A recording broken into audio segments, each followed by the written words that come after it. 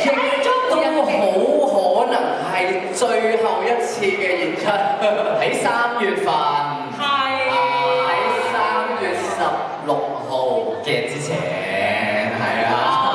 咁啊，其實就總有一首我哋嘅 ANLS 嘅情歌咧，都會match 咗你哋無論任何時期嘅任何嘅 status 啦。我唔知你哋個個喺度話自己好沉船，肯定你哋好多有沉船。都一定有沉過咯，或者唔係而家呢個 status 咯。我都係講句恭喜你，好似好仇視咁恭喜你。咁希望大家今日非常之 enjoy 我哋 ANLS 呢個 project 嘅所有愛情顧問啊，同大家嘅演出啦。咁其實甚至乎咧，我哋今日咧都仲有好多唔同嘅活動。咁大家可以就算離開咗我哋呢個演出之後啦，都可以繼續留低喺度扭蛋啊、影相啊、去圍爐啊、去閃到眼都盲啊、放膽高滑啦，同埋去扭下蛋啦，又去照下鏡啦，影下你個靚樣咁樣嘅噃。咁啊，不過咧最緊要咧，其實係嚟到呢個 credit 嘅部分啊。係。因為我哋愛情事務所能夠順利開張咧，其實需要有好多唔同人嘅幫忙啦。除咗我哋每位愛情顧問之外啊，最重要嘅梗係愛情事務所嘅管理員啦、Sony Music 嘅同事啦，之後就係掌聲啱啦，之後就係大家嘅掌聲。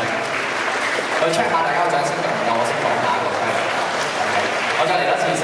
除咗有我哋愛情事務所嘅愛情顧問之外咧，仲有最緊要係愛情事務所嘅管理員即係 Sony Music 嘅同事啊。係啦，咁之後咧就係全力支持嘅朗豪坊啦，令到本身都咁多人嘅朗豪坊今日更加多人嚟到啦，係咪？同埋最緊要就係我哋嘅音樂伙伴 Spotify。我哋3月14號白色情人節當日咧，就將我哋成個 Always Need Love Songs 嘅 album 咧就已經上載到去 Spotify 嗰度啦。咁大家除咗去 Spotify 之外，都可以去其他音樂平台嗰度收聽到嘅。咁但係當然支持鼓勵大家去 Spotify 嗰度收聽啦，知唔知道？掌聲！掌聲！不如呢個時候請翻我哋嘅愛情顧問出嚟啦。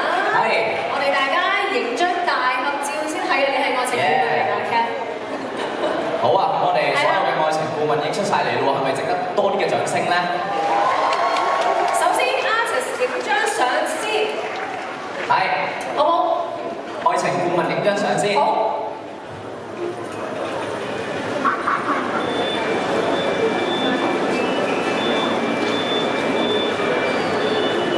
不如我哋又兜去呢個 Always Need Love Songs 上面。好啊。好似可以睇到我哋呢個陳生話講得簡單啲喎，英文真係我唔係好識。我唔係好識英文，你究竟點讀啊 ？Airs。哦，好似冇點。好。